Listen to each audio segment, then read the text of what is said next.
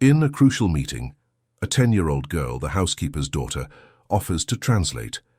She speaks Russian fluently and impresses the investor, saving the $100 million deal. The millionaire, initially skeptical, sees in her a world-class translator and recognizes her talent. If this beautiful story of overcoming adversity and love has interested you, don't forget to subscribe to our channel and tell us what city you're watching from. Continuing. The March sun beat down on the mirrored glass of the Santa Monica Business Center, one of the most imposing skyscrapers on the west side of Los Angeles. On the 40th floor, in a conference room with a privileged view of the Santa Monica coastline, Michael August Woods was adjusting the Italian tie he had chosen, especially for that day, for the 10th time. At 52, he was known in the American business world as the man who turned opportunities into fortunes. His construction company, Woods & Associates, had erected some of the most luxurious developments in the country, and his personal fortune easily surpassed $500 million. On that Tuesday morning, Michael felt a mixture of anxiety and excitement coursing through his veins.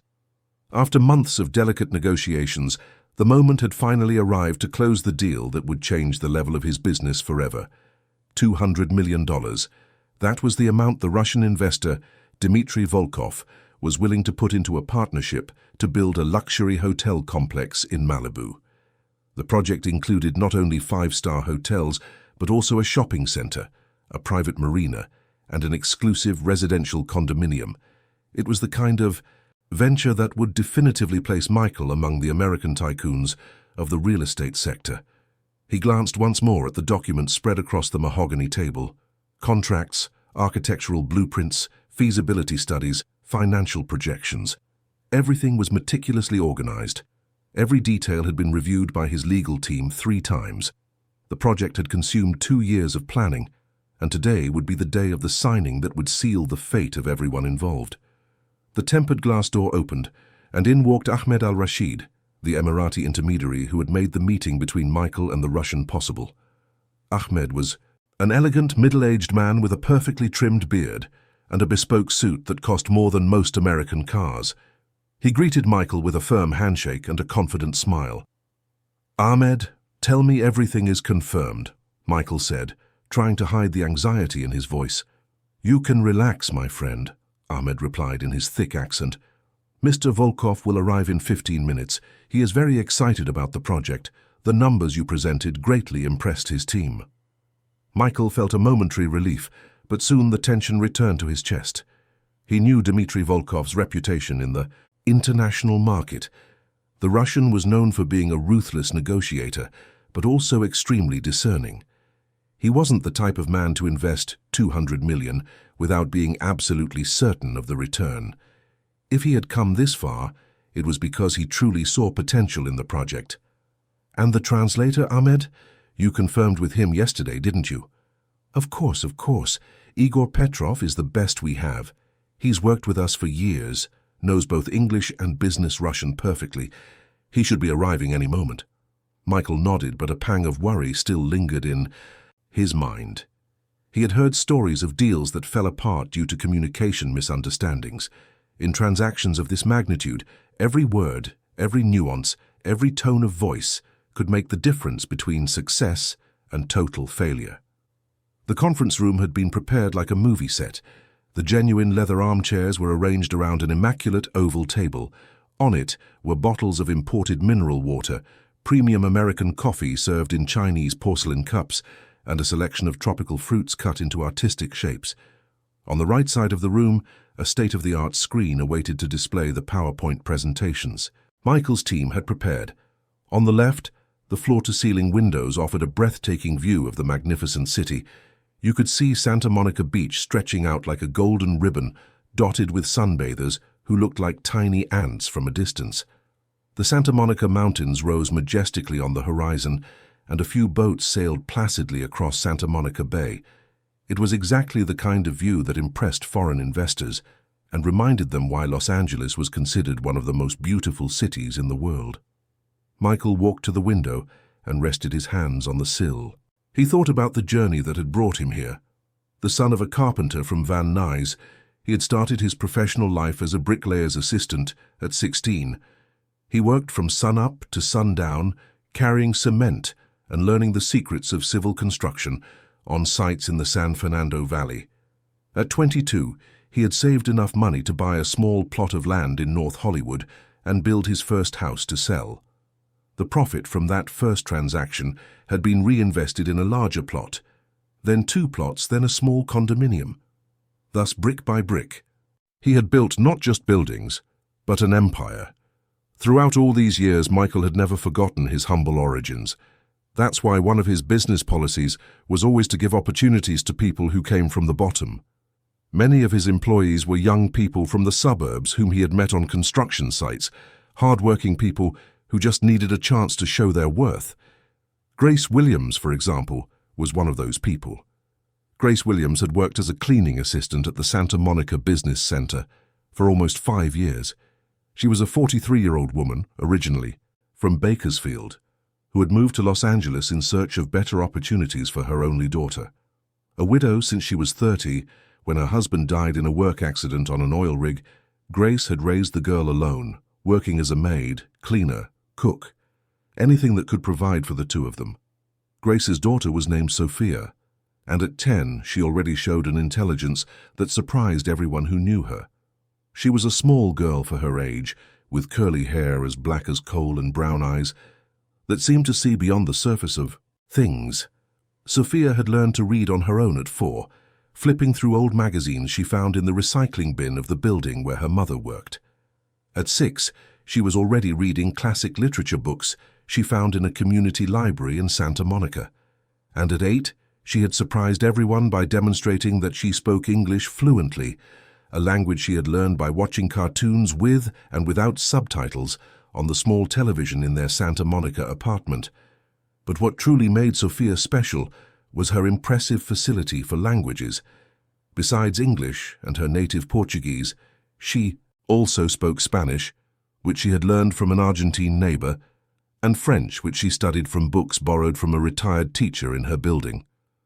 Her latest linguistic achievement had been Russian, a language that piqued her curiosity after she met Mr. Victor, a Ukrainian immigrant, who worked as a night doorman in a nearby building and became a sort of adoptive grandfather to her. Viktor Petrov had arrived in the United States in the 90s, fleeing the political instability of his homeland. He was a cultured man, a literature graduate from the University of Kiev, but in America, he had to work menial jobs to survive. When he met Sophia, he saw a brilliant mind in her and decided to share his knowledge. During the afternoons, while Grace worked, Victor taught the girl not only the Russian language, but also literature, history, and geography of the Slavic countries. Sophia absorbed everything with an intellectual veracity that impressed the old, improvised teacher. On that specific morning, Sophia was on the 40th floor of the Santa Monica Business Center, not by chance, but because her mother had been called to do an extra cleaning in the conference room where the important meeting would take place. Grace had no one to leave her daughter with, as it was school vacation, so she decided to bring her along with the promise that the girl would sit quietly reading a book while she worked. Sophia was sitting in a chair in the corner of the anteroom, almost invisible among the ornamental plants, with a worn copy of The Little Prince in her hands. She had read that book dozens of times, but she always discovered new details, nuances that had gone unnoticed in previous readings. Today, however, her attention was divided between the pages and the movements in the conference room next door. She could hear the adults' voices conversing in English, and one of them spoke with an accent she couldn't quite place. It sounded Arabic, perhaps Emirati. Sophia had developed a keen ear for accents because of her passion for languages. It was almost a game for her to try to guess people's origins just by hearing how they pronounced words in English. Grace entered the anteroom carrying a vacuum cleaner and smiled at her daughter. "Are you being a good girl, my princess?" "I am, Mom. Just reading quietly here. But tell me, will there be people from other countries in this meeting?" Grace paused for a moment and looked toward the conference room. "Yes, sweetie. From what I understand, there will be an important man from Russia. That's why Mr. Woods was so nervous yesterday when I was cleaning his office." Sophia's eyes lit up with curiosity. "A real Russian? Will he speak in Russian?" "I imagine so. That's why they hired a special translator for today. Now sit still. Mommy needs to finish tidying up before the important men arrive. Sophia nodded and went back to pretending to read, but her mind was buzzing with excitement. She knew it would be a unique opportunity to hear Russian spoken by a native, not just by Mr. Victor, who, despite being Ukrainian, mastered the language perfectly. It was as if all the lessons she had learned over the past 2 years would finally make practical sense. On the other side of the wall, Michael looked at his wristwatch for the 3rd time. Dmitry Volkov would arrive in just 10 minutes, and there was still no sign of the translator, Igor Petrov.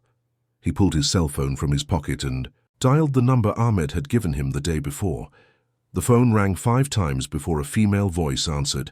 "Hello, Petrov residence." "Good morning. This is Michael Woods from Woods & Associates. I need to speak with Igor urgently." There was a pause on the other end of the line, and then the woman replied with a worried tone. "Mr. Woods, Igor had to be admitted to the hospital for an emergency overnight. He had an appendicitis attack and is in surgery right now. I wanted to call earlier, but everything happened so fast and I didn't even have your contact information." Michael felt his blood run cold. "What do you mean? He can't have had appendicitis today of all days. Ma'am, the meeting is in 10 minutes. "I know, sir, and he was very worried about it before going into the operating room. He told me to find a colleague who could substitute for him, but in an emergency like this I haven't been able to reach anyone yet." Michael hung up the phone without even a proper goodbye. His hands began to tremble slightly, and he felt a sense of panic taking over his chest. Ahmed immediately noticed something was wrong. "What is it, my friend? You've gone pale. The translator isn't coming. He had appendicitis and is in surgery right now." Ahmed's eyes widened. "That can't be. Don't you have a plan B?" Michael ran his hands through his hair, trying to think of a solution quickly. "How am I supposed to have a plan B for something like this? How many people do you know in Los Angeles who speak business Russian fluently and are available to work right now this morning?" Ahmed began pacing the room, equally nervous. "Maybe we can postpone the meeting for a few hours. I can explain the situation to Mr. Volkov." "No, that's not an option. He flew 12 hours to be here today. He has other commitments on his schedule, other investments being evaluated. If we postpone now, we risk him pulling out of the deal completely. You know the Russians, Ahmed. They value punctuality and efficiency. Anything that seems disorganized can be interpreted as a lack of professionalism." The 2 men stood in silence for a few seconds, each trying to find a way out of the desperate situation. Outside, the city's hustle and bustle continued as normal. People came and went on the Santa Monica sidewalks, street vendors hawked their wares, tourists took pictures on the beach. For them, it was just another ordinary morning in Los Angeles. For Michael, it was becoming the day when 2 years of work could go down the drain. It was at that moment that Grace appeared at the door of the conference room, carrying a cleaning cloth and a hesitant expression on her face. "Excuse me, Mr. Woods. Sorry to bother you, but I couldn't help but overhear that you need a Russian translator." Michael looked at her with a mixture of surprise and irritation. "Grace, now is not the time for jokes. This is serious." "I know it's serious, sir. That's why I wanted to say something. Sophia, my daughter, she speaks Russian very well. She learned from a Ukrainian teacher who lives in our neighborhood." Ahmed and Michael exchanged a look, unsure whether to laugh or become even more worried. Michael took a deep breath and tried to remain patient. "Grace, I understand you want to help, but we're talking about a $200 million deal. I can't put a 10-year-old child in charge of translating a meeting of this importance. That would be insane." Grace lowered her head, clearly embarrassed for suggesting something that was received as absurd. "I'm sorry, Mr. Woods. I just wanted to help. Sophia is very smart, but I understand it's a lot of responsibility for a child." She was turning to leave when Ahmed called her back. "Wait a moment, Grace. You said your daughter learned Russian. How old was she when she started?" "She's 10 now, and she started studying Russian about 2 years ago. Mr. Victor says she has a natural gift for languages. Besides Russian, she also speaks English, Spanish, and French." Ahmed looked at Michael with a thoughtful expression. "Michael, do you have a better idea? Because I don't. In 15 minutes, Mr. Volkov will be here, and if we have no way to communicate with him, I can guarantee the deal won't happen. Michael began pacing the room, clearly in internal conflict. On one hand, the prospect of entrusting a multi-million-dollar negotiation to a child seemed insane. On the other, there were no viable alternatives available in the time remaining. "Grace, call your daughter in here," he said finally. "I want to talk to her before making any decision." Grace left quickly and returned in less than a minute, accompanied by Sophia. The girl entered the room with small steps, but showed no intimidation in the face of the luxurious environment or the presence of the men in suits. Her eyes scanned the room's decor with genuine curiosity, pausing for a moment on the panoramic view of the city. Michael crouched down to be at her eye level and tried to smile, despite the tension he felt. "Hi, Sophia. How are you? Your mother told me you speak Russian. Is that true?" "Yes, sir, it is," Sophia replied, with a clear and confident voice. "Mr. Victor has been teaching me for 2 years. He says my accent is getting very good." Ahmed approached and decided to test the girl. "Sophia, can you say in Russian, 'The real estate project will be very profitable for both parties'?" Sophia didn't hesitate for a second. "Projekt nedvizhimosti будет очень прибыльным для обеих сторон." Then she added in English, "And if you want to be even more formal, I could use vezma прибыльным instead of очень прибыльным. Mr. Victor taught me that Russians appreciate formality in business." Ahmed's eyes widened, and he looked at Michael. Her pronunciation is perfect, and she understands the difference between formal and informal registers. Michael was impressed, but still not convinced. "Sophia, do you understand that this would be a very important meeting, with a lot of money involved? Wouldn't you be afraid to translate for adults?" Sophia thought for a moment before answering. "Mr. Woods, Mr. Victor always told me that translating isn't just about moving words from one language to another. It's about conveying feelings, intentions, respect. I know it's a lot of responsibility, but I promise I will do my best. And if I don't know a word, I'll be honest and ask for help." The sincerity in Sophia's voice touched something deep in Michael's heart. He saw in her the same determination he had felt when he was young and had to fight for his opportunities. It was as if fate were testing his ability to recognize talent regardless of age or social background. Ahmed looked at his watch again. "Michael, you need to decide now. In 5 minutes, Mr. Volkov will be here." Michael took a deep breath, closed his eyes for an instant, and when he opened them again, his decision was made. "Sophia, will you help us?" "Yes, sir, I will." "Then let's give it a try. Grace, you can stay too, in case Sophia needs emotional support." While they waited for Dmitry Volkov's arrival, Sophia sat in one of the conference table armchairs, her little feet dangling in the air as they didn't quite reach the floor. Ahmed used the final minutes to quickly explain some technical terms that might come up in the conversation, and he was impressed with how easily she absorbed the information. Grace positioned herself discreetly at the back of the room, proud of her daughter but also apprehensive about the responsibility she had accepted. Michael was still nervous, but there was something about Sophia's calm presence that conveyed an unexpected confidence. Just then, the secretary announced over the intercom, "Mr. Woods, Mr. Dmitry Volkov has just arrived.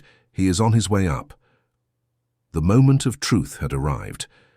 In a few minutes, they would know if a 10-year-old girl would be able to conduct the most important negotiation of Michael Woods' business career. The fate of $200 million was about to be decided by the small hands of a cleaner's daughter who spoke fluent Russian. The conference room door opened with a smooth motion, and Dmitry Volkov entered, accompanied by 2 aides. He was an imposing man of about 60, with perfectly combed grey hair and a bearing that radiated authority. He wore a navy blue suit that was clearly custom-made, and his Italian leather shoes shone like mirrors. His blue eyes quickly scanned the room, analyzing every detail with the precision of someone accustomed to evaluating multi-million-dollar investments. Michael stood up immediately, extending his hand with a smile that tried to mask his anxiety. "Mr. Volkov, it's an honor to have you here in Los Angeles. I hope you had a good trip." Dmitry greeted Michael with a firm handshake, but his eyes soon turned to Ahmed, expecting him to translate. Ahmed approached and began to speak in English, but Dmitry interrupted him with a wave of his hand. "Niet angliski, tolko ruski." Dmitri said in a tone that brooked no argument. Ahmed was visibly uncomfortable. He knew some Russian investors preferred to conduct business in their native language as a show of power and to ensure there were no misunderstandings, but he hadn't expected Dmitri to be so inflexible on this point. Michael felt a cold sweat run down his back. "Mr. Volkov, our official translator had a medical emergency this morning, but—" He hesitated for a second, glancing at Sophia. "We have an alternative solution." Dmitri followed Michael's gaze and saw Sophia sitting in the armchair, her curly hair framed by the morning light streaming through the windows. For a moment, a look of confusion crossed his face. He said something in Russian to his aides, and the three began a quick conversation in the language. Sophia stood up from her chair and, with a calmness that surprised everyone present, approached Dmitri. "Dobroje utro, gospodin Volkov. Меня зовут Sofia. Я буду вашим переводчиком сегодня. Надеюсь, что это вас не смущает." Dmitri's eyes widened. She had said good morning, introduced herself as Sophia, explained she would be his translator for the day and asked if that didn't bother him. But what impressed him most was the naturalness with which she had used the appropriate formal forms of address and her near-perfect accent. "Skolko tebe let?" Dmitri asked, crouching down to be at Sophia's eye level. "Мне 10 лет, господин Volkov, но я изучаю русский язык уже 2 года, с учителем из Украины. Он очень строгий и научил меня говорить правильно," Sophia replied, explaining that she was 10 and had been studying Russian for 2 years with a very strict Ukrainian teacher. Dmitri smiled for the first time since he had entered the room. It was a genuine smile, unlike the perfunctory expressions he had shown during the initial greetings. He turned to his aides in Russian, and Sophia immediately translated for Michael. He told his assistants that you have a very friendly smile and that he has never seen an American child speak Russian so well. He also said that this is— She hesitated, searching for the right word. A good omen for the business. Michael felt immense relief. It was clear that Sophia had made a very positive first impression on the Russian investor. Dmitri addressed her again. "Скажи этому американскому предпринимателю, кто я впечатлен его, как сказать, нетрадиционным подходом к бизнесу. Это показывает, кто он умеет находить решения в сложных ситуациях." Sophia turned to Michael. "He said he's impressed with your non-traditional approach to business. It shows that you are smart at finding solutions in difficult situations. I think he liked the way you solved the translator problem." Ahmed sighed in relief. It was evident that the meeting had started on the right foot.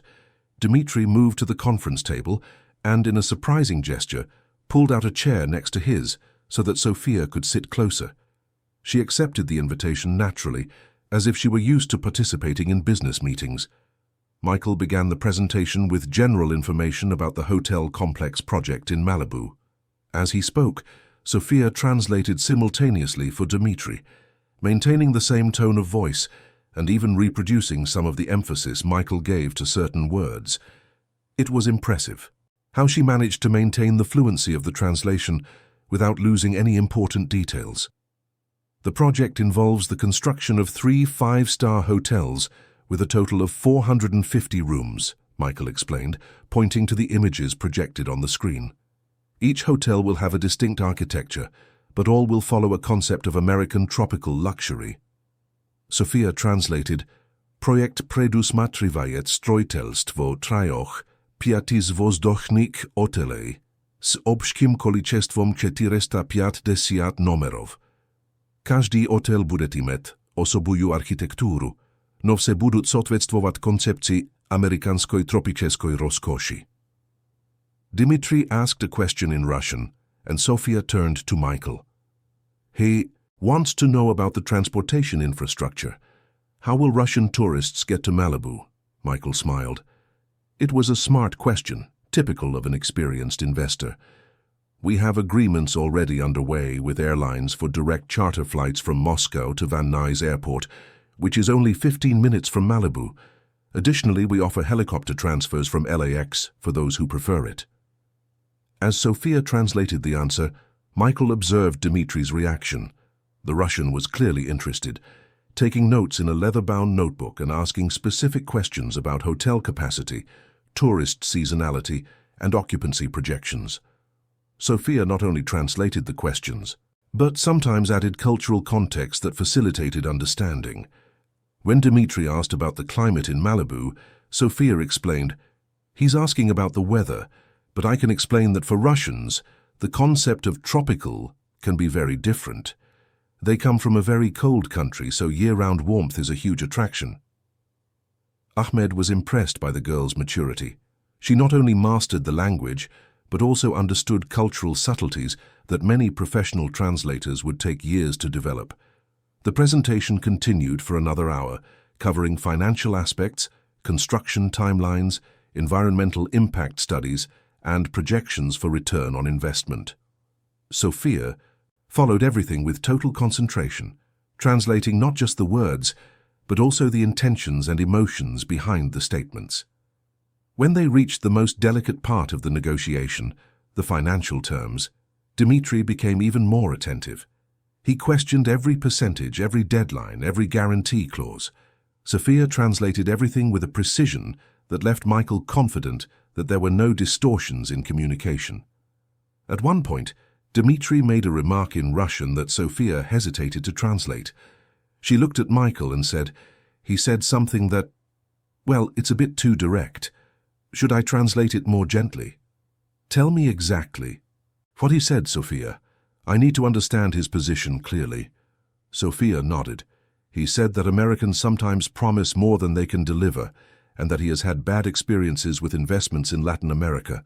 He wants very solid guarantees that the project will be delivered on time and on budget." Michael wasn't offended.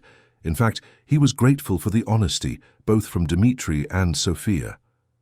"Tell him that I understand his concern perfectly, and that I have a 20-year track record of never being late or over budget on a single project. I can provide references from all my previous developments." When Sophia translated the response, including Michael's confident yet respectful tone, Dimitri nodded in approval. He pulled out a leather briefcase and took out some documents. He explained in Russian that he had brought a preliminary contract based on the negotiations that had been conducted by email and phone over the previous months. Sophia quickly read the document in Russian and explained to Michael, "It's a letter of intent to invest. He is offering $180 million as an initial investment, with the possibility of another $20 million if construction targets are met in the first year." Michael's heart raced. It was a little less than he had hoped for, but it still represented the largest investment of his career. He asked for a few minutes to review the terms with Ahmed, and Dimitri patiently agreed. While the adults conversed in English, Dimitri addressed Sophia directly in Russian. "Скажи мне, София, что ты думаешь об этом человеке? Он кажется честным?" Sophia was clearly torn. Dimitri had asked for her personal opinion of Michael, whether she thought he seemed honest. It was a question that put the girl in a delicate position, as she was there to translate, not to give personal opinions. "Господин Volkov, я здесь только для перевода, но..." She hesitated. "Moja mama работает для него уже 5 лет, и он всегда был справедливым с нею. Он платит хорошо и уважает работников." She had said she was only there to translate, but that her mother had worked for Michael for 5 years, and he had always been fair to her, paying well and respecting his employees. Dimitri smiled and nodded. It was exactly the kind of information he wanted to hear. For a Russian businessman, the way a man treats his low-level employees says a lot about his character. "Spasibo za chestnost, Sofia. Ty ochen umnaya devochka," Dimitri said, thanking her for her honesty and praising her intelligence. When Michael turned his attention back to the negotiation, Dimitri made an unexpected proposal. Through Sophia, he explained that he would like to include a special clause in the contract, a full scholarship for Sophia, from elementary school through university, including language courses and international exchanges. Michael was surprised and moved. "Why does he want to do that?" Sophia translated the question, and Dimitri responded at length in Russian. She explained, "He said that, in Russia, there is a saying that goes, invest in the future, not just the present. He sees a lot of potential in me, and believes that intelligent people, regardless of age or origin, should have opportunities. He also said that a company that discovers talent where others don't see it is a company he wants as a partner. Emotion filled the room. Grace, who had remained discreetly at the back, couldn't hold back her tears. Michael felt deeply touched by Dimitri's generosity and by the way Sophia had earned the Russian investor's respect. Ahmed was visibly moved as well. In all his years of brokering international deals, he had never witnessed anything so extraordinary. The negotiation continued for a few more hours, with final adjustments to the contract terms. Sophia remained focused the entire time, translating not only the words, but also the silences, hesitations, and subtleties that made the negotiation unique. When they finally reached a final agreement, $190 million in initial investment with performance bonuses, Dimitri stood up and extended his hand to Michael. In heavily accented English, he said, "Partners." Michael shook his hand firmly. "Partners." Sophia translated the moment into Russian, and Dimitri laughed. She had translated partners as delovi partneri I druzya, business partners and friends.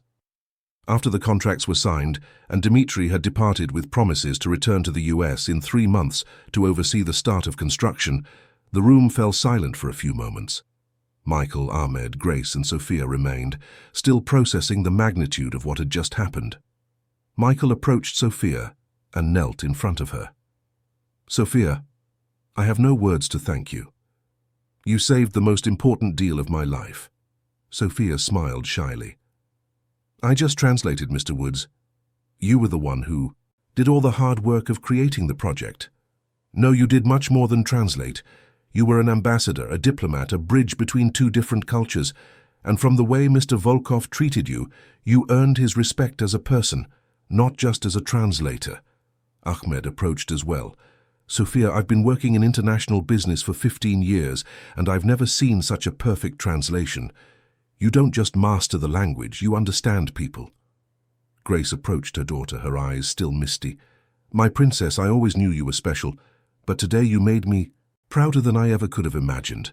Sophia hugged her mother tightly. "Mom, can I really go to a good school now? Like the Russian gentleman promised?" Michael interjected.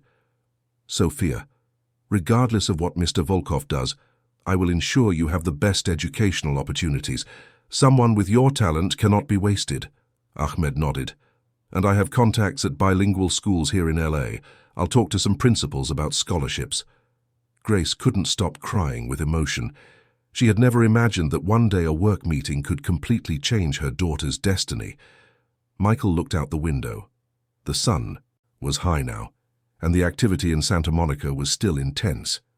Tourists walked along the boardwalk, coconut water vendors served customers on the beach, surfers rode the waves. The city continued its normal routine, unaware that something extraordinary had just happened in that room. He thought about his entire journey, from the days of carrying cement on construction sites in North Hollywood to that moment, signing a contract for nearly $200 million. But nothing in his career had been as significant as discovering the incredible talent of a 10-year-old girl that almost everyone had overlooked. "Sophia," said, turning to her, "you taught me something today that I will never forget. Sometimes the greatest treasures are right in front of us, but we don't see them because we're looking in the wrong place." "What do you mean, Mr. Woods?" "For all these years, I thought success was just about money, about building bigger buildings, about closing more profitable deals. But today I understood that true success lies in recognizing and valuing people's potential. You are far more valuable than any contract I've ever signed." Sophia blushed with shyness, but her smile radiated happiness. It was the first time in her life that someone had made her feel that her talents were truly special and important. Ahmed looked at his watch. "Well, I think it's time to celebrate. How about lunch at a restaurant in the West Side? My treat, of course." Michael shook his head. "My treat, Ahmed. Today is a day to celebrate, and I should be the one paying. Sophia gets to choose the place." Sophia looked at her mother, who nodded encouragingly. "Could we go to that steakhouse in Marina del Rey with the beautiful view? Mom always said she wanted to take me there. One day." Grace laughed through her tears. My daughter, that place is so expensive, Michael smiled. Today, no price is too expensive. We're going to celebrate the new partnership between Woods & Associates and the Russians, and we're also going to celebrate the beginning of a new chapter in both of your lives. As they prepared to leave, Sophia discreetly approached Michael. Can I ask you a question, Mr. Woods? Of course. You can ask anything. Do you really believe I can get an education and have a different future? Or was that just something you said in the moment? Because of the meeting? Michael knelt again to be at her eye level and looked her in the eyes seriously. Sophia, I believe in you more than I believe in any investment I've ever made. Talent like yours is rarer than diamonds, and when you find a diamond, you polish it until it shines the way it deserves to shine. Sophia's eyes filled with happy tears. It was the first time someone had spoken to her about the future, as if it was something truly possible, not just a distant dream. Grace watched the scene with a heart overflowing with gratitude. She knew that this day marked not only the end of her financial worries, but the beginning of possibilities she had never dared to imagine for her daughter. Ahmed placed the contract documents in a leather briefcase, still amazed by everything he had witnessed. He had brokered deals in dozens of countries, but he had never seen a meeting where the human aspects were as important as the financial ones. Michael took one last look at the room where it had all happened. In just a few hours, that space had been the stage for one of the most impressive turnarounds of his life, and it was all because of a girl whom almost no one noticed, but who spoke Russian as if she had been born in Moscow. As they left the building and walked through the sunny streets of Santa Monica toward the restaurant, they knew their lives would never be the same. The future was full of possibilities, and for the first time in a long time, they all felt that dreams were not just dreams, but projects to be realized. 3 months had passed since that transformative morning at the Santa Monica Business Center, and the lives of Sophia and Grace had changed in ways they could never have imagined. The 2-bedroom apartment in Santa Monica that Michael had rented for them still felt like a dream. Sophia woke up every morning, looking out her bedroom window at the ocean, trying to convince herself that it was all real. The change wasn't just in their address. Sophia now attended the Westwood Academy, one of the most prestigious bilingual schools in Los Angeles. In the first few days, she felt like a fish out of water. The other students arrived in imported cars, wore sneakers that cost more than her mother's previous monthly salary, and talked about international travel as casually as she used to talk about the price of bread at the bakery. But Sophia had something money couldn't buy, a thirst for knowledge that impressed even the most experienced teachers. She devoured books as if she were starving, participated in all extracurricular activities, and quickly excelled not only in languages, but also in math, science, and literature. The school's Russian teacher, Katerina Volkova, a Russian immigrant who had been teaching there for 15 years, was absolutely stunned when Sophia introduced herself in the first class. Katerina was used to teaching basic Russian to teenagers from wealthy families who wanted another language on their resume, but Sophia spoke with a fluency and cultural understanding that rivaled native speakers. After the third class, Katerina asked to speak with Sophia privately.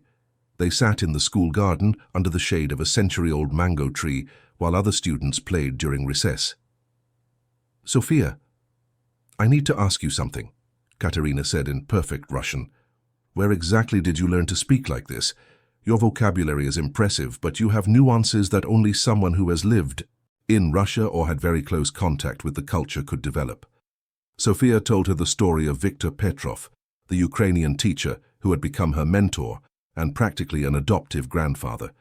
She explained how he not only taught her the language, but also shared stories, traditions, literature, and even Russian culinary recipes. Katerina was silent for a few moments, clearly impressed. Sophia, you have a very special gift. I'd like to propose something. How about you help me with the beginner classes? Not as a teacher, obviously, but as an assistant. You could help the other students with pronunciation and perhaps share some of the stories your mentor taught you. Sophia's eyes lit up. She would love to help other students discover the beauty of the Russian language. Can I really do that? Won't I get in the way of your classes? On the contrary, you will enrich them, and besides, it will be a valuable experience for you too. Teaching is one of the best ways to learn even more. While Sophia adapted to her new school, Grace was also undergoing profound transformations. Michael had offered her a job in the administration of Woods & Associates, initially as an administrative assistant, but with prospects for growth as she gained more skills. Grace was studying at night in a business administration course, something she had never imagined possible. Sometimes, when she came home after class, she would find Sophia doing homework at the dining room table, and the two would help each other. Sophia would explain math concepts to her mother, and Grace would help her daughter with English essays. It was a beautiful partnership to behold. Mother and daughter growing together, each at their own pace, each overcoming limitations that once seemed insurmountable. One Thursday afternoon, Sophia was in the Russian classroom helping a classmate named Peter with verb conjugations when the school office called to say she had a special visitor. Sophia went down to the reception and was met with a surprise that left her speechless. Viktor Petrov was there, wearing the best suit he owned and holding a bouquet of flowers. "Dedushka Viktor!" Sophia shouted, using the Russian word for grandpa, and ran to hug him. Viktor hugged her tightly, with tears in his eyes.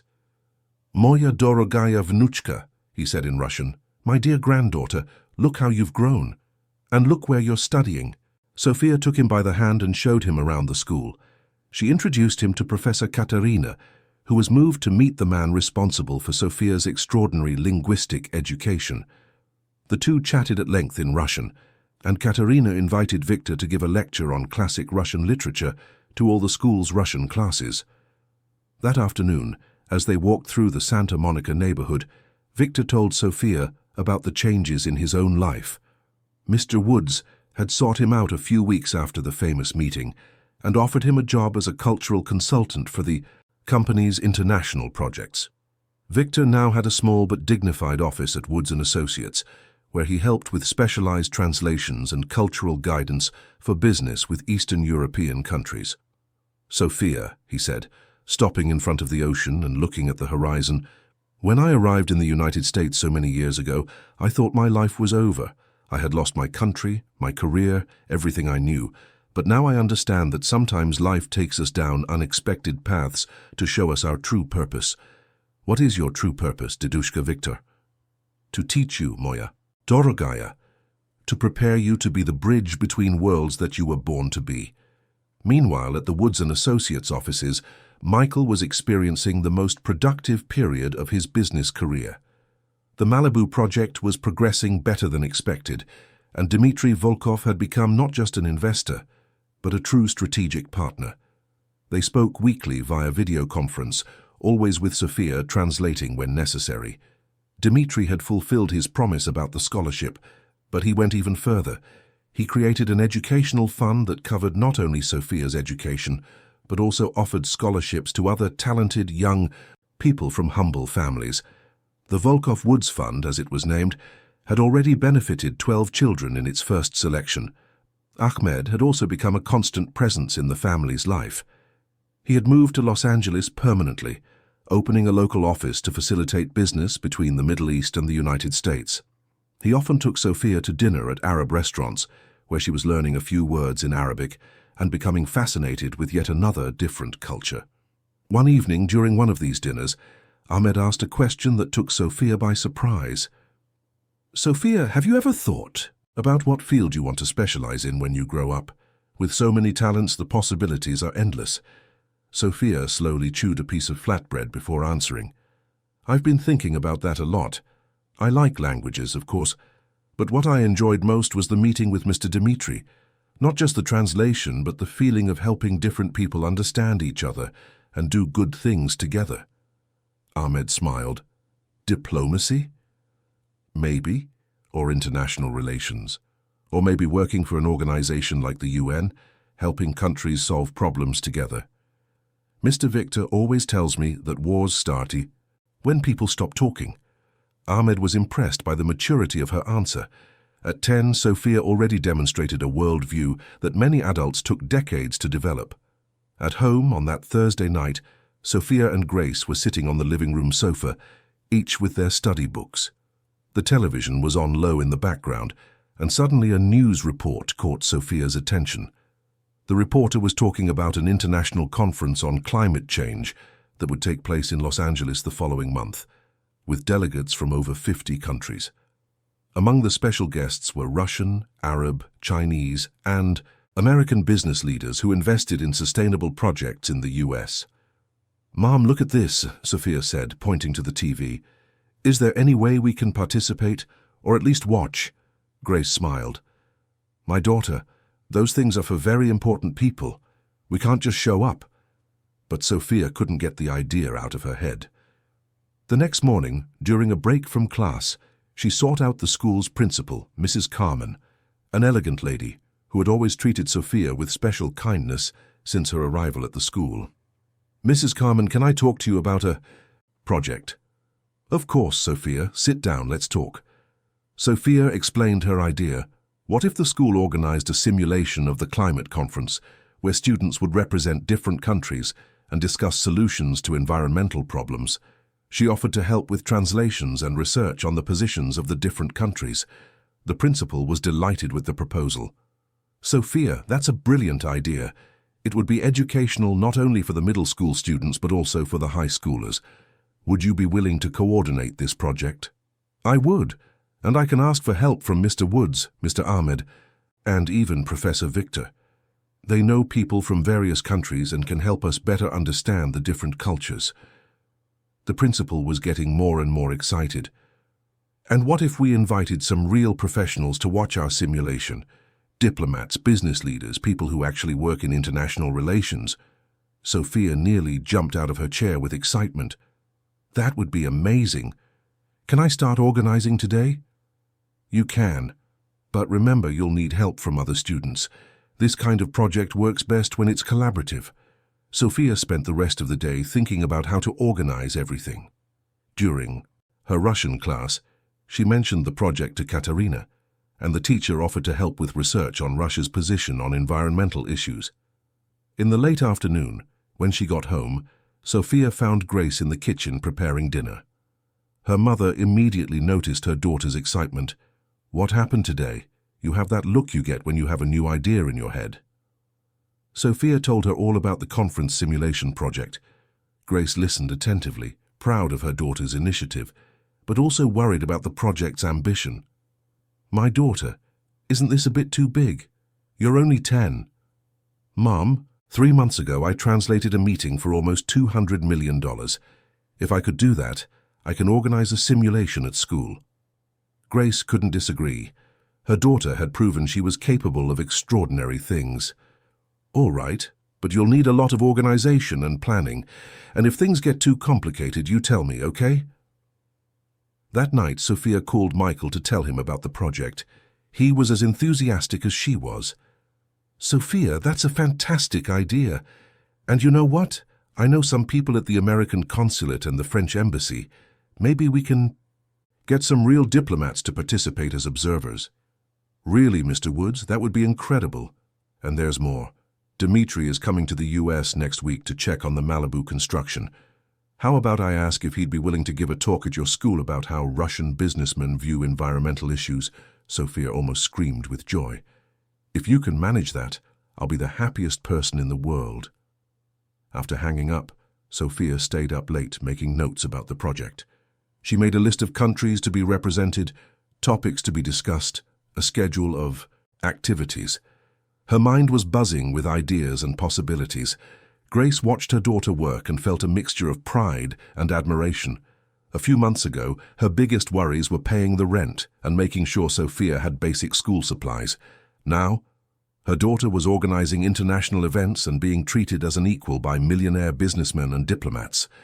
But what moved her most was not the external recognition Sophia was receiving. It was seeing how the girl remained essentially the same humble, curious, and generous person she had always been. Success hadn't changed her character. It had only given wings for her natural personality to fly higher. "Sophia, it's late. How about continuing tomorrow?"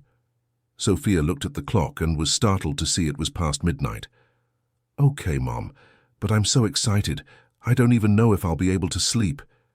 Grace laughed and kissed her daughter's forehead. "You will. You'll be fine. Tomorrow is just a test. You'll get better. You'll be fine." Sophia, and dream of beautiful things, because when you dream, the world becomes more interesting. That night, Sophia did dream of beautiful things. She dreamed of a room full of young people from different countries, speaking different languages, but all understanding each other perfectly.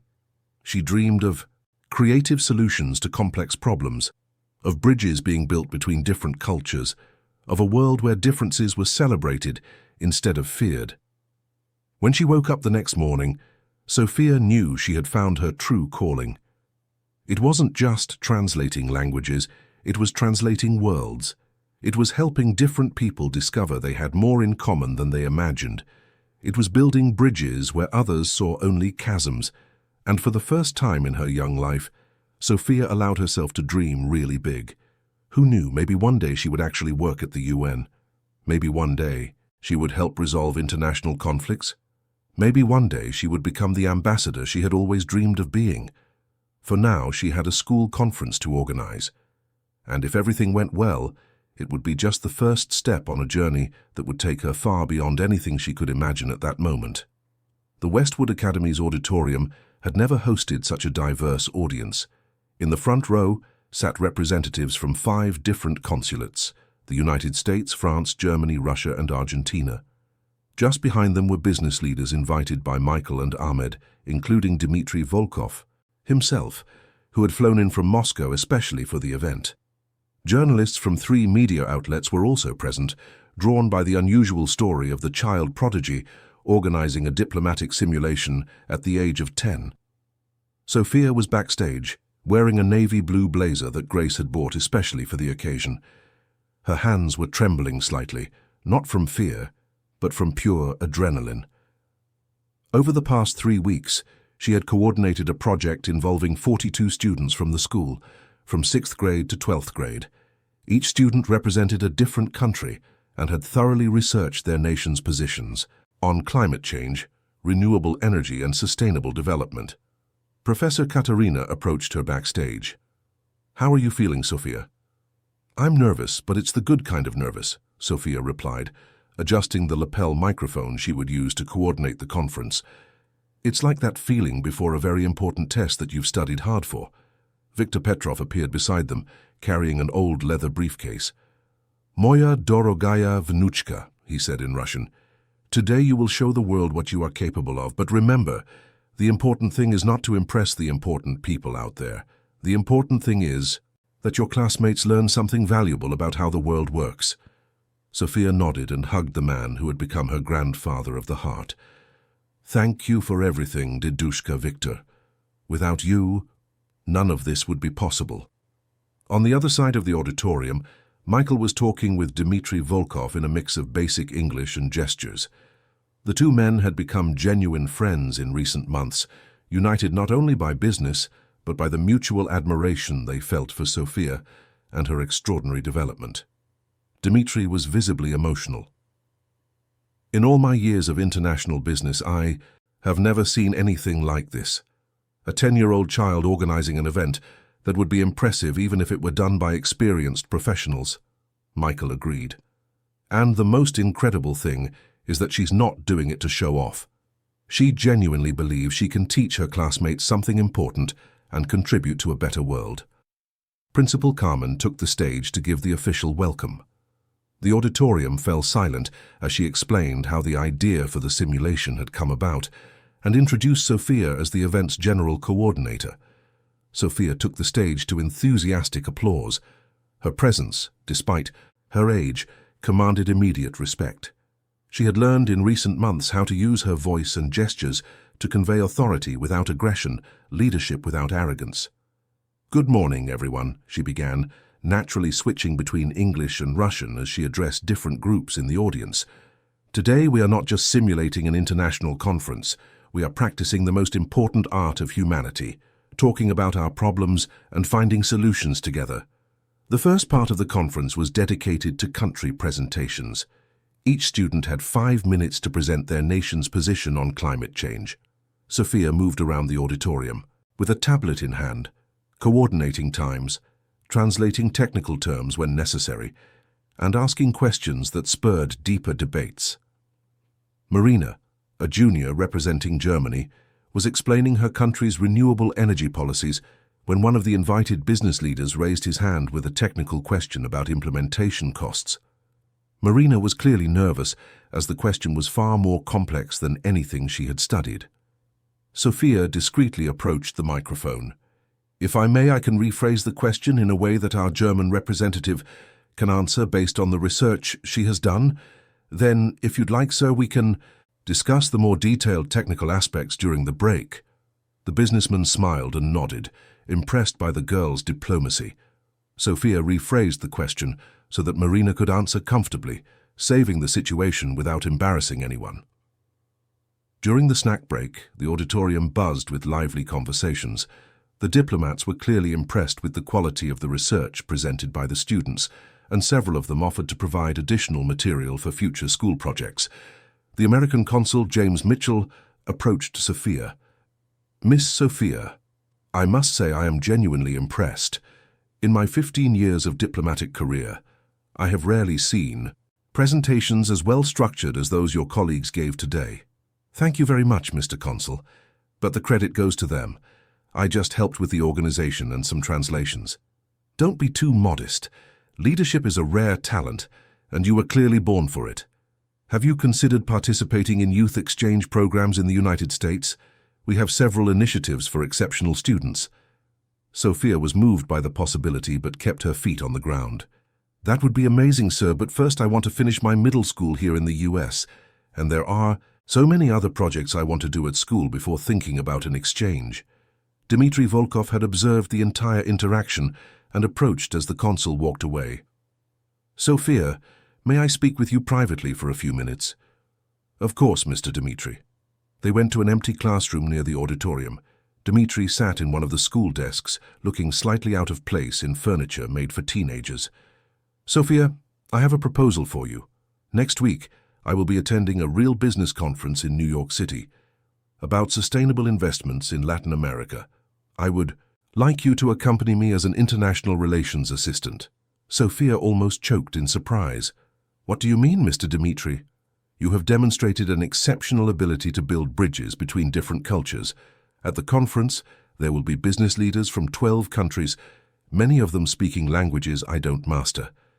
Your presence would be valuable not only for translation, but for cultural analysis and informal diplomacy."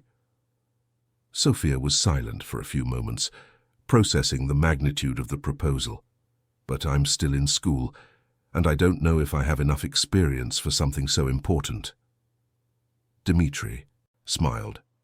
"Sophia, experience is gained by living experiences, and as for school, I've already spoken with your principal. She said it would be an invaluable educational experience and that the school would fully support your participation." "I need to talk to my mom," Sophia replied, demonstrating the maturity of always consulting Grace on important decisions. "Of course. But I want you to know that this would be an opportunity for you to see how the world of international business works in practice, not just in simulations." When they returned to the auditorium, the second part of the conference was beginning. Now it was time for debates and negotiations. Sophia had organized 3 simultaneous discussion tables, one on emissions reduction, another on climate financing, and a third on clean technologies. The students divided into groups and began negotiating agreements between their countries. Sophia circulated among the tables, not just translating languages, but also translating cultures. When she noticed a misunderstanding arising from cultural differences, she would intervene delicately to clarify positions. At one of the tables, Rodrigo, representing Brazil, was having trouble explaining the Brazilian position on Amazon preservation to Yuki, the Japanese student, and Thomas, the German representative. The 2 foreign students seemed skeptical of Brazil's environmental commitments. Sophia sensed the discussion was becoming tense and approached.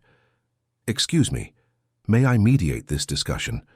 I think there are some important cultural nuances that could clarify each side's point of view."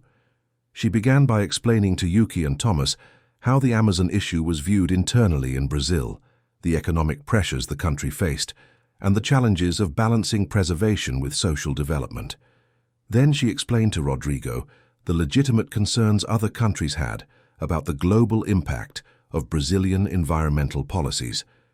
In 15 minutes of careful mediation, Sophia managed to get the three students to reach a preliminary agreement on technological cooperation and international financing for preservation. The diplomats in the audience watched the scene with growing admiration. The French ambassador, Marie Dubois, whispered to the American consul, "This girl has a natural talent for diplomacy that I have rarely seen in experienced professionals. She understands that negotiation is not about winning or losing, but about finding solutions that benefit all parties." When it was time for the final presentations of the agreements reached, Sophia took the stage again to coordinate the conclusions. Each table presented the consensus they had reached, and she facilitated a general discussion on how the different agreements complemented each other. At the end of the conference, as the final applause echoed through the auditorium, Sophia felt simultaneously exhausted and energized. It had been the most challenging day of her life, but also the most rewarding. During the closing ceremony, Mrs. Carmen announced a special surprise. "Sophia, in recognition of your exceptional leadership and the extraordinary quality of this event, the school has decided to create a permanent program of diplomatic simulations, and we want you to be the student coordinator of this program." Sophia was too moved to speak for a few moments. When she regained her voice, she said simply, "I accept, and I promise we will make even better events in the future." After most of the guests had left, Sophia found herself in the school garden with her extended family, Grace, Michael, Ahmed, Victor, and Dimitri. They all watched her with evident pride. Grace was the first to speak. "My daughter, today you made me prouder than I knew was possible, but what moved me most was not seeing you command that auditorium. It was seeing you help your classmates when they needed it, and being generous with your knowledge." Michael nodded. "Sophia, you have a rare quality, power without arrogance. That's what separates true leaders from mere bosses." Ahmed added, "And you have something even rarer, the ability to make different people feel understood and valued. That is a diplomatic gift that is not taught in books." Victor approached and placed a hand on Sophia's shoulder. "Moja dorogaya vnuchka, today you proved that you can be anything you want to be in the future. But more importantly, you proved that you will use your talents to make the world a better place." Dimitri was the last to speak. "Sophia, my proposal about the New York conference still stands. After what I saw today, I am certain that you will be up to any challenge the professional world can present." Sophia looked at each of them, her heart overflowing with gratitude. A few months ago, she was an invisible girl who helped her mother clean offices. Now, she was being invited to participate in international business conferences and coordinate diplomatic programs at school. But what moved her most were not the opportunities opening up for her. It was the certainty that she had found her mission in life, to build bridges. Bridges between languages, between cultures, between people who seemed different, but who, deep down, wanted the same basic things: understanding, respect, and cooperation. That night at home, while Grace prepared a special dinner to celebrate the conference's success, Sophia sat on her bedroom balcony and looked out at the Santa Monica Sea. The city lights were beginning to come on, and she could see planes taking off from LAX, heading to distant destinations. She thought about the people she had met that day, diplomats who dedicated their lives to representing their countries, business leaders who worked to find sustainable solutions to global problems, students her age who were interested in complex world issues. For the first time, Sophia could concretely visualize her future. She saw herself in real conference rooms, mediating negotiations between countries, helping to resolve international conflicts, contributing to a world where cultural differences were celebrated instead of feared. Grace appeared on the balcony carrying 2 cups of hot chocolate. "Sit here with me, my princess. Let's talk about this incredible day." Sophia snuggled up next to her mother, and the two sat in silence for a few moments, simply enjoying the sea breeze and the sound of the waves crashing on the shore.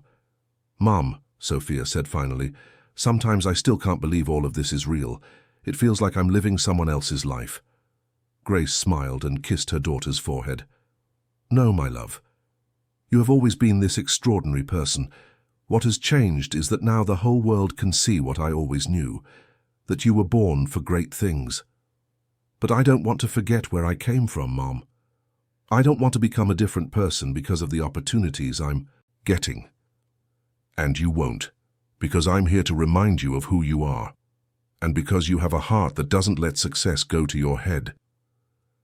They talked late into the night, planning Sophia's next steps, discussing Dimitri's proposal about the conference in New York, dreaming of the infinite possibilities that lay on the horizon. When they finally said goodnight, Sophia knew that it had been one of the most important days of her life, not just because she had proven she could lead and inspire others, but because she had discovered that her true happiness came from helping different people understand each other and work together. That was what she wanted to do for the rest of her life, be a translator, not just of languages, but of worlds. And for the first time, she was absolutely sure that she would be able to turn that dream into a reality. A skyscraper in Midtown Manhattan had never hosted a 10-year-old international relations assistant. Sophia was on the 45th floor, looking out the panoramic window as she waited for the first day of the Latin American Sustainable Investment Conference to begin. The view of America's largest metropolis was both impressive and intimidating. Millions of people, thousands of companies, hundreds of different nationalities coexisting in a complex urban symphony. Dimitri approached her, carrying 2 cups of coffee and wearing one of his best suits. Sophia, for her part, wore a navy blue business suit that Grace had chosen especially for the occasion, complemented by an official badge that identified her as Special Assistant for International Relations. "How are you feeling?" Dimitri asked, offering her one of the cups. "Nervous but excited," Sophia replied, accepting what she discovered was hot chocolate instead of coffee. "It's different from the school simulation. Here, the decisions these people make will affect the real lives of millions." Dimitri smiled, impressed by the maturity of her observation. "Exactly, and that's why your presence here is so valuable.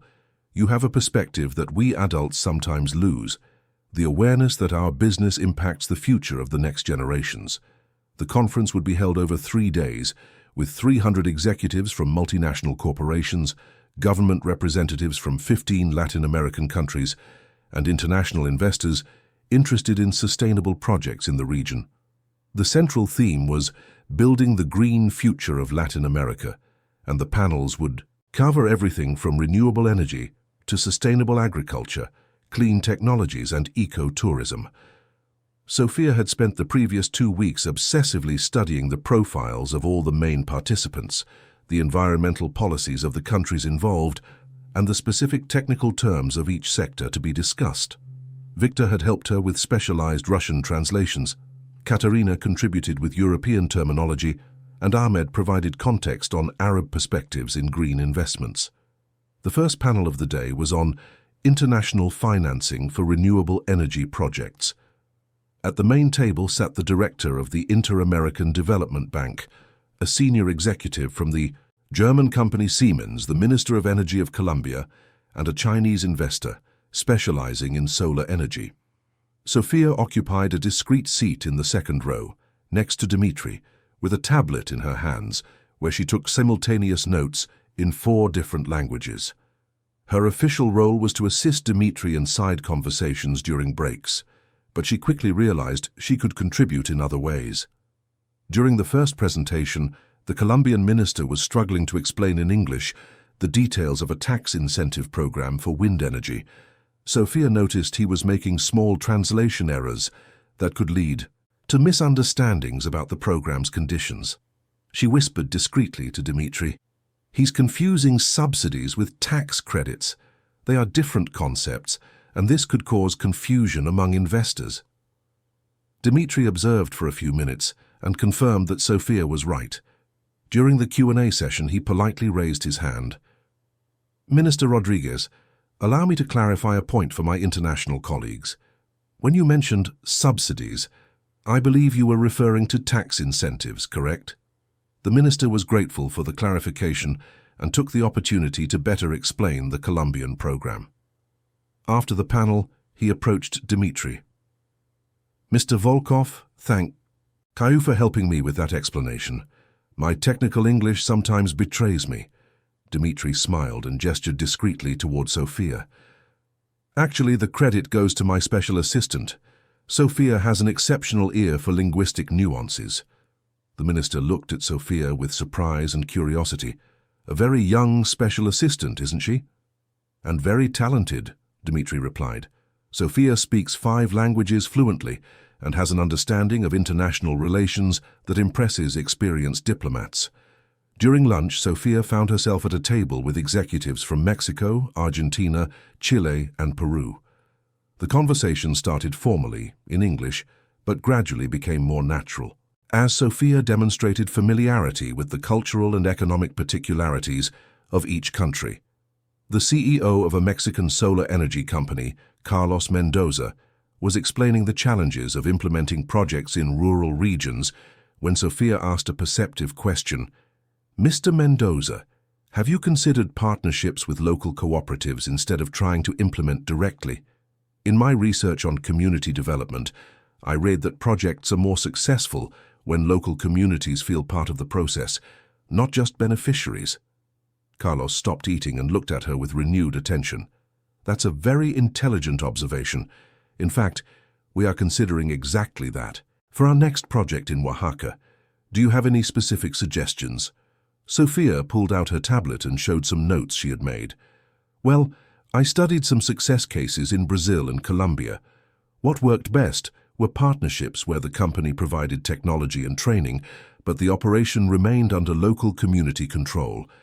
This way, they develop technical autonomy and the profits stay in the region. The Argentine executive, Maria Fernanda Solis, chimed in. Sophia, have you studied Argentine cases as well? Yes, ma'am. I read about the micro-solar generation project in Mendoza.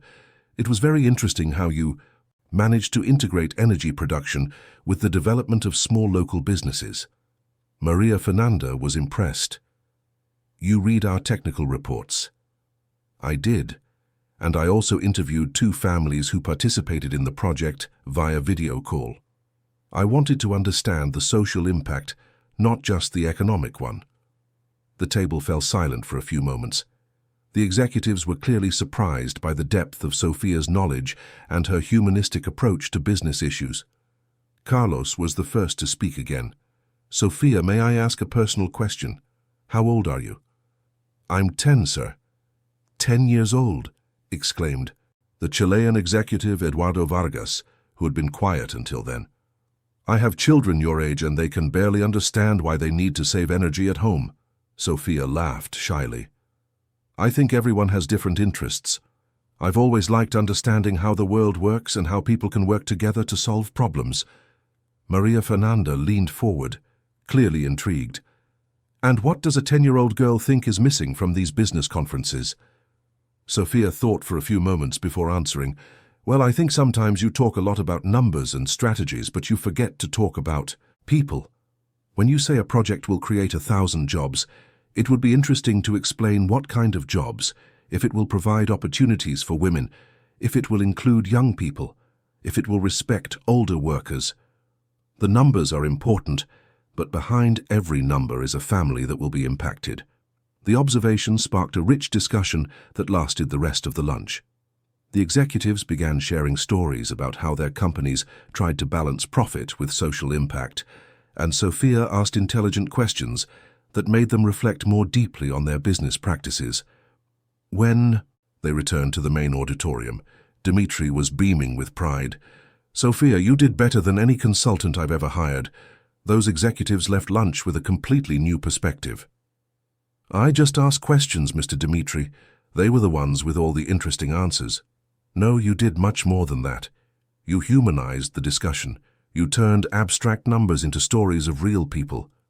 The afternoon was dedicated to networking sessions and bilateral meetings between potential partners. Dimitri had scheduled meetings with representatives from Brazilian, Argentine, and Mexican companies to discuss possible collaborations on sustainable hospitality projects. The first meeting was with Verde Turismo, a Brazilian company specializing in luxury ecotourism.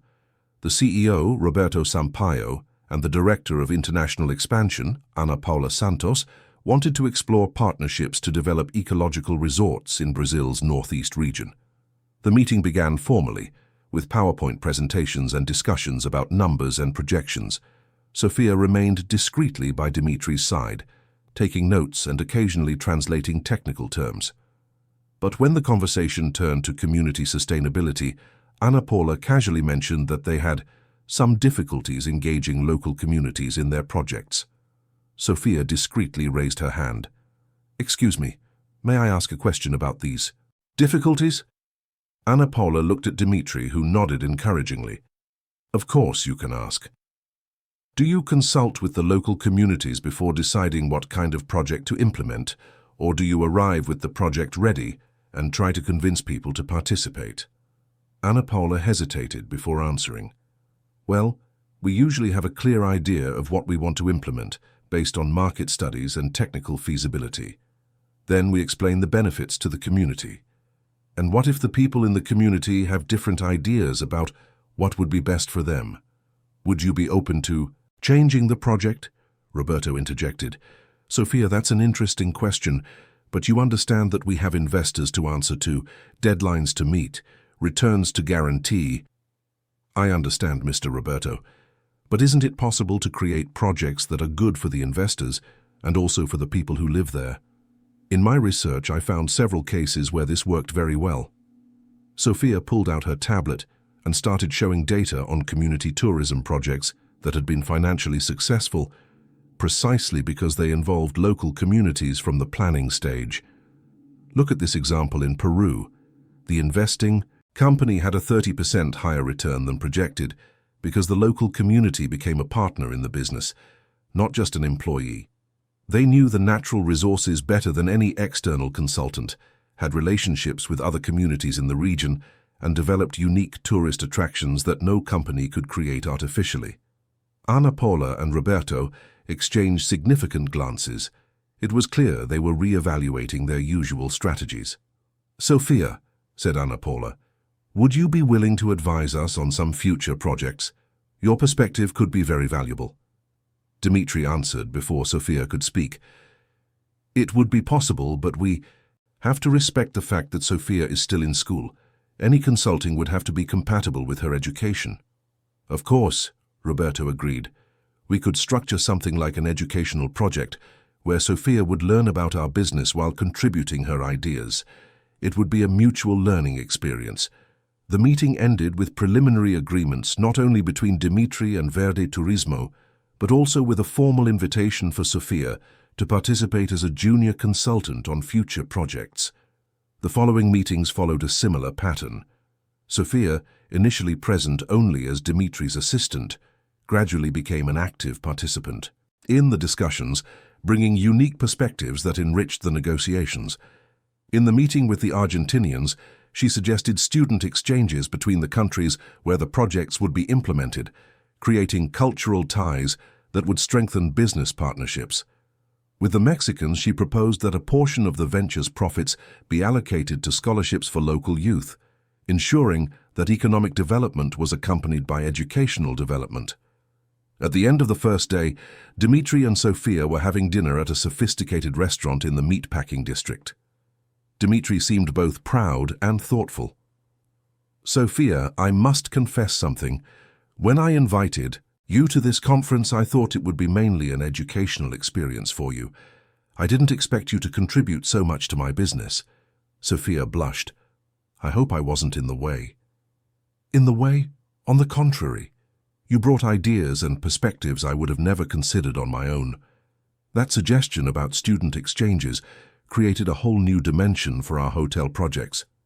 It's just that I think it's important for people to get to know each other for real, not just as tourists or employees. When young people from different countries live together, they create bonds that last a lifetime." Dimitri nodded. "And that strengthens business in the long run, because it builds mutual trust between cultures." They talked late into the night about the day's events, the contacts made, the partnerships discussed. Sophia was exhausted but also energized by the experience of participating in the real business world. When they finally arrived at their hotel, Sophia called Grace to tell her about the day. My princess, how was it? Mom, it was incredible. I participated in meetings with business leaders from several countries, gave suggestions for multi-million-dollar projects, and some people even invited me to be a consultant. A consultant at 10? Grace laughed affectionately. My daughter, you never cease to amaze me. But the coolest part wasn't the business, Mom. It was seeing how excited people get when you show genuine interest in their work and ask questions that make them think differently. That's my Sophia. Always more interested in people than in numbers. Mom, can I confess something? Sometimes I still can't believe this is all real. A year ago I was just a girl helping you clean offices. And you're still the same girl, Sophia. What's changed is that now, the whole world can see what I always knew, that you have a heart the size of the world and a mind that can solve any problem. After hanging up, Sophia stood at her hotel room window, looking at the lights of New York City. The city never slept, and she could see movement on the streets even at that late hour. People coming and going, each with their dreams, their worries, their hopes. She thought about all the conversations she'd had that day, all the ideas that had emerged, all the possibilities for doing business that was profitable, but also beneficial for the communities involved. For the first time, Sophia could clearly see how her professional future might unfold. She didn't want to just be a diplomat or a businesswoman. She wanted to be a bridge between worlds, someone who helped people and companies from different cultures work together fairly and sustainably. The next day she would face new challenges and meet more interesting people. But she was confident that, no matter what happened, she would be able to contribute meaningfully to any conversation or negotiation. At 10 years old, Sophia was discovering that her true talent wasn't just speaking languages or understanding cultures. Her true talent was seeing possibilities where others saw only problems and inspiring experienced adults to think in more human and creative ways. And this was just the beginning of her journey. 6 months after the New York conference, Sophia stood before a mirror in the room she now called her own, adjusting the navy blue blazer that had become her trademark at important events. Outside, the sound of the Santa Monica waves created a familiar and calming soundtrack, but this time, the occasion was special in a way she could never have imagined. Sapu. That day, Sophia turned 11, but the celebration would be unlike any birthday she had ever had. Michael, Dimitri, Ahmed, and several other business partners she had met over the past months had decided to create something unique. The Sophia Institute for Young Talents, an organization dedicated to identifying and developing children and adolescents with exceptional abilities, regardless of their social background. The launch ceremony would take place in the same auditorium at the Santa Monica Business Center where it all began, but this time Sophia would not be just a participant. She would be the inspiration and the first beneficiary of a program that had the potential to change the lives of hundreds of young Americans. Grace entered the room, carrying a small gift wrapped in gold paper. Happy birthday, my princess. This is a special gift, different from all the others you will receive today. Sophia carefully unwrapped the package and found a gold locket with an engraving in English and Russian. For Sophia, who taught us that the true value of people is not in their age or origin, but in the size of their dreams and the generosity of their hearts. Sophia felt her eyes well up with tears. Mom, it's written in Russian too. Grace smiled. Victor helped me with the translation. He said it would be important for you to be able to read it in all the languages you love. Mom, sometimes I still can't believe everything that's happened. It feels like just yesterday I was at the building helping you clean, and now you're inspiring adults from all over the world and helping other children discover their talents, Grace completed. But do you know what makes me proudest? It's that you're still the same sweet and humble girl you've always been. When they arrived at the Santa Monica Business Center, Sophia was amazed by the activity. In addition to the usual guests, business leaders, diplomats, educators, there was something new. 25 children and adolescents of various ages and backgrounds, all special guests who had been selected for the first class of the Sophia Institute. Viktor Petrov was at the reception, wearing his best suit and chatting animatedly in Russian with 2 representatives from the consulate. When he saw Sophia, his face lit up. Moya dorogaya vnuchka, s dnyom rozdenia, Happy birthday, my dear granddaughter. Today is a historic day not only for you but for all the young talents of this country. Thank you, Dedushka Victor, but I'm still nervous. It's a lot of responsibility to have an institute with my name on it. Victor placed his hands on her shoulders. Sophia, remember what I always taught you. Great responsibilities are not burdens for people who were born to carry them. They are opportunities to make a difference in the world. In the auditorium, the program had been carefully planned. The first part would be dedicated to the official presentation of the Sophia Institute, its goals and methodologies. The second part would be a practical demonstration where the selected young people would showcase their unique talents, some in music, others in mathematics, science, literature, languages, or arts. Michael took the stage to make the official opening remarks. Exactly 1 year ago in this very room, a 10-year-old girl saved one of the most important deals of my career. But she did much more than that. Sophia taught us that talent can blossom in the most unexpected places, and that our responsibility as adults is to create opportunities for these talents to be discovered and developed. He gestured to the audience. Today, we are launching the Sophia Institute, not just to honor an extraordinary girl, but to ensure that other children like her have the same opportunities that Sophia had, because we believe that every American child deserves the chance to discover and develop their unique gifts. Dmitry Volkov was next to speak, alternating between Russian and English, with Sophia translating simultaneously to ensure everyone understood his words perfectly. In my country, we have a proverb that says, "The most valuable diamonds are found in the deepest mines." Sophia proved to us that this is also true for human talents. She was hidden in a humble family, in a situation that most people would ignore. But when someone took the time to truly look, they discovered a treasure. Ahmed took the microphone next.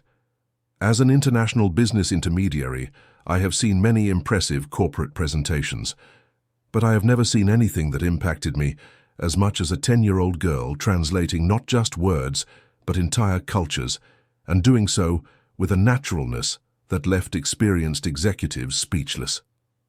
Finally, it was Sophia's turn to speak. She took the stage to warm applause, took a deep breath, and began, "A year ago, I was just..." Sophia, Grace's daughter, a girl who liked to read and had learned a few languages out of pure curiosity. I never imagined that these small skills could turn into something so big. She looked at the audience, finding the familiar faces of her extended family, and then addressed the selected young talents. But today I understand that my story is not special because I am special. My story is special because I found adults who believed in me and gave me opportunities. And now, our institute will do the same for you. Sophia pointed to the children and teenagers in the audience. Each of you has something unique to offer the world. Some of you are math geniuses, others are born artists, others have gifts for music or science. The Sophia Institute exists to ensure that your talents are discovered, developed, and celebrated. She paused, clearly emotional. But I want you to remember one thing. Talent without generosity is just selfish skill. What makes our gifts truly valuable is when we use them to help other people and to make the world a better place. The applause was long and enthusiastic. After the official presentation, the most exciting part of the event began. The demonstrations by the young talents. First up was Carlos, a 12-year-old boy from a low-income neighborhood in East LA, who solved a complex math problem on the board, explaining his reasoning so clearly that even the adults without a math background could follow. Next, Anna Beatriz, a 9-year-old daughter of Haitian immigrants, played an original composition on the violin that she had created by mixing American rhythms with Caribbean melodies. Mariana, 13, recited a poem she had written about the experience of being the daughter of recycling collectors, turning a harsh reality into moving lyrical art.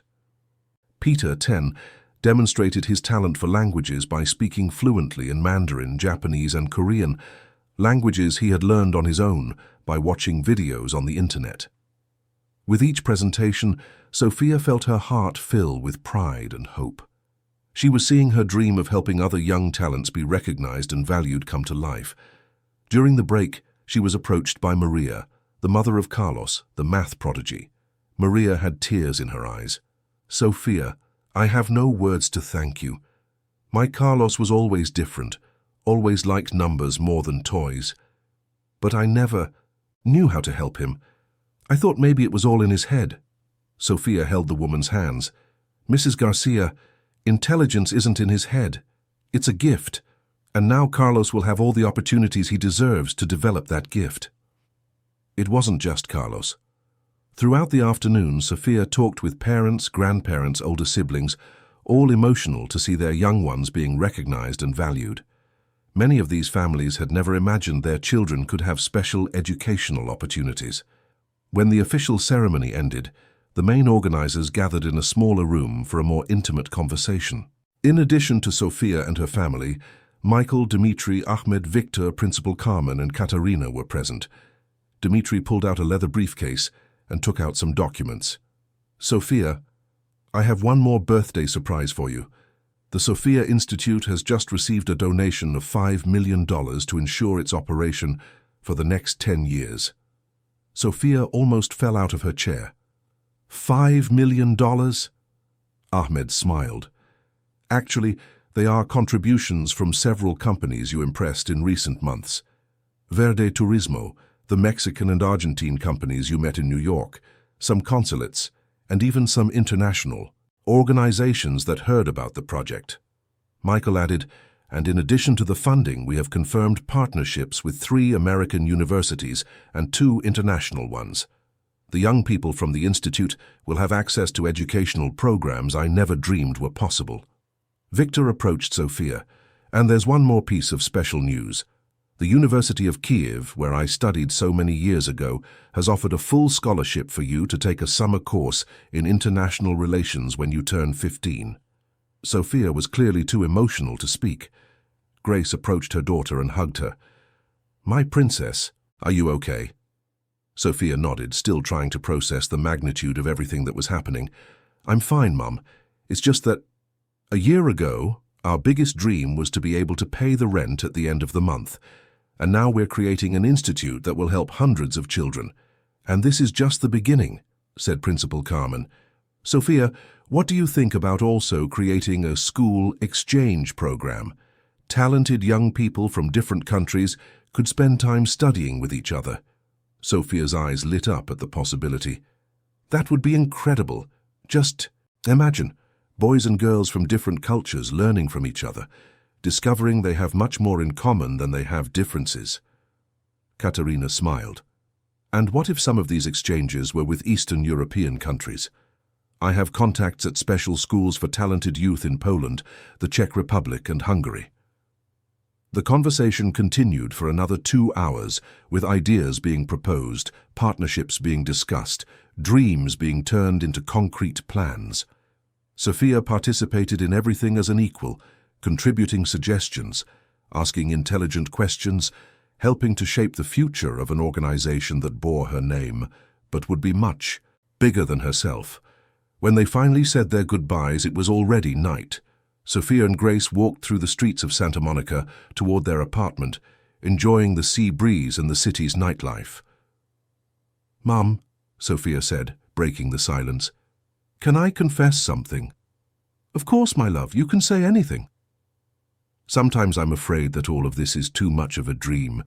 I'm afraid I'll wake up and find that we're still in that tiny room in Santa Monica, struggling to pay the bills." Grace stopped walking and knelt in front of her daughter right there on the sidewalk. "Sophia, look at me. This is not a dream, this is reality. And it's a reality that you earned with your talent, your generosity, and your hard work. But Mom, I didn't do it all alone. You all helped me. And that's exactly what makes your story even more beautiful, my daughter. You knew how to accept help when it was offered, and now you're offering the same help to other children. That's called a virtuous circle." They continued walking, and Sophia thought about everything she had experienced in the last year.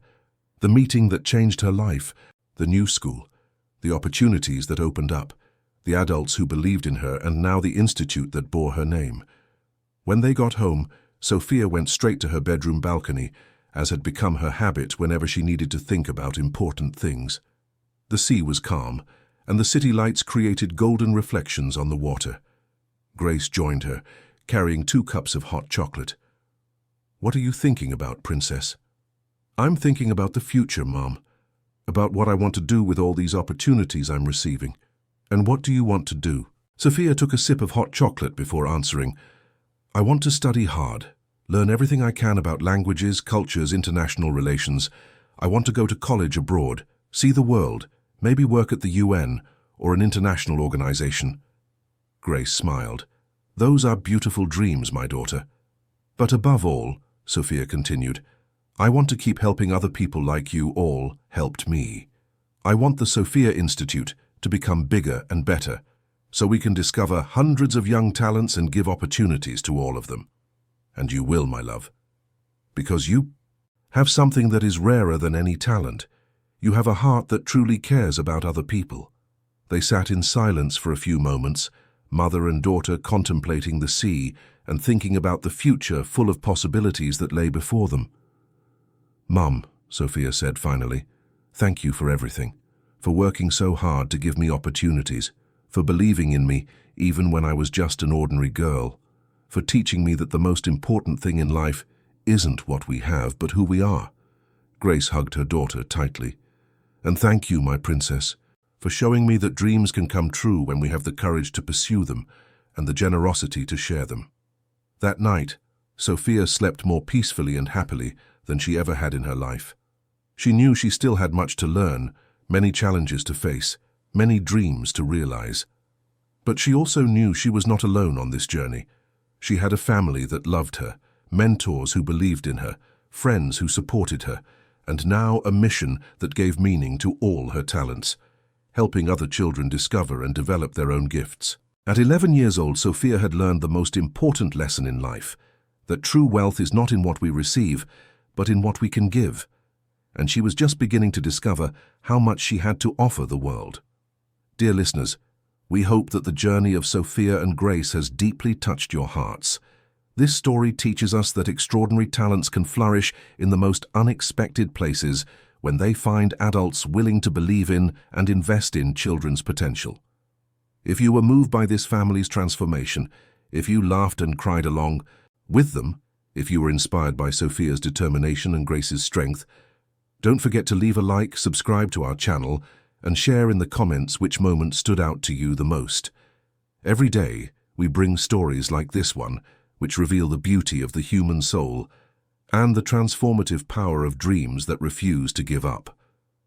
We look forward to seeing you in the next episode, where a new journey of hope and overcoming awaits.